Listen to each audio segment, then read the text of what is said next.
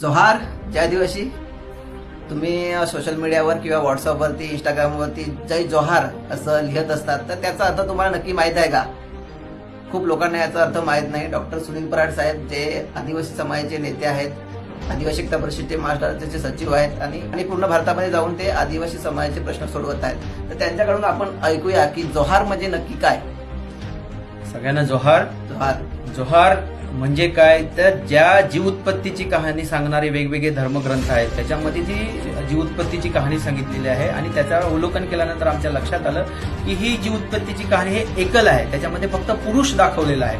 परंतु आदिवासींचं जे मौखिक ज्ञान आहे किंवा भक्तांची गाणी असतील, धवलेरीची गाणी असतील, त्याच्यामध्ये जीवाची उत्पत्ती सांगितलेली आहे आणि जी कहाणी सांगितली जाते त्याच्यामध्ये असं सांगितलं जाते की एक महादेव होता, एक गंगागौरी होती आणि जेव्हा ही धरती थापली गेली म्हणजे तयार झाली तेव्हा महादेवाला गंगागौरीने काही बीज दिलं होतं आणि ते धरतीवरती टाकलं आणि ह्या धरतीवरती जीव कशा पद्धतीने जीवन कसं सुरू झालं हे सांगण्यासाठी जेव्हा महादेवाला गंगागौरीने विचारलं की महादेवा तुला मी बीज दिलं होतं त्याचं काय झालं, तर तेव्हा महादेवाने खूप मोठं एक्सप्लेनेशन किंवा खूप मोठं स्पष्टीकरण देते। ते पहिला एक शब्द उच्चारला की जोहार, की गंगागौरी जोहार। जोहार ह्याचा अर्थ की धरतीवरती सगळं सुंदरपणे सुरू आहे, प्रकृती खूप चांगल्या पद्धतीने म्हणजे सृष्टीचं कल्याण करणारी ही धरतीचं, त्याच्यासाठी जो पहिला शब्द वापरला गेला तो जोहार आहे। आणि म्हणून आम्ही एकमेकाला भेटल्यावर जोहार म्हणतो। आणि जोहाराची जी परंपरा आहे फक्त पालघर जिल्ह्यात नाही तर तुम्ही छत्तीसगडला जा, झारखंडला जा,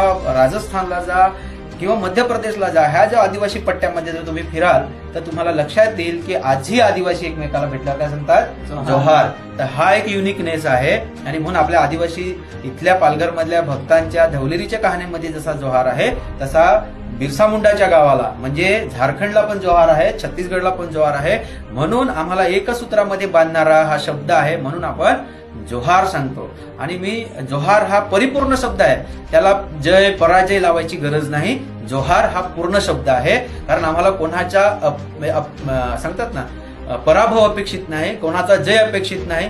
जोहार हा सगळ्यांचा पृथ्वीवर राहणाऱ्या आदिवासी असतील, इतर समाज असेल, प्राणी असतील, जीव असतील त्यांच्यासाठी कल्याणकारी शब्द आहे, त्यामुळे सगळ्यांना जोहार।